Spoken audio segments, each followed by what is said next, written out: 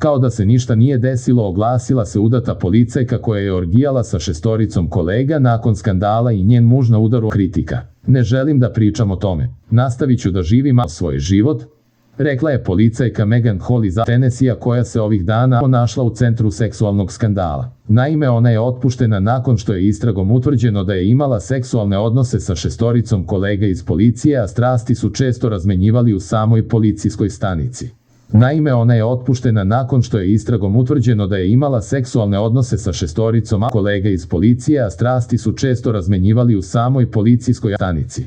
Policajka je svojim kolegama slala eksplicitne fotografije, pokazivala grudi u džakuziju na policijskoj zabavi, kolegama je pružala oralni seks u stanici dok su bili na dužnosti, čak se javno hvalila veličinom genitalija jednog kolege i govorila svima da je u otvorenom braku.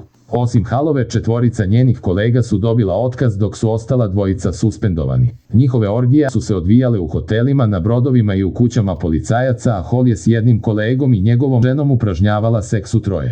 Također je pozvala svog muža Jedidija Halla da joj se pridruži, ali je on odbio.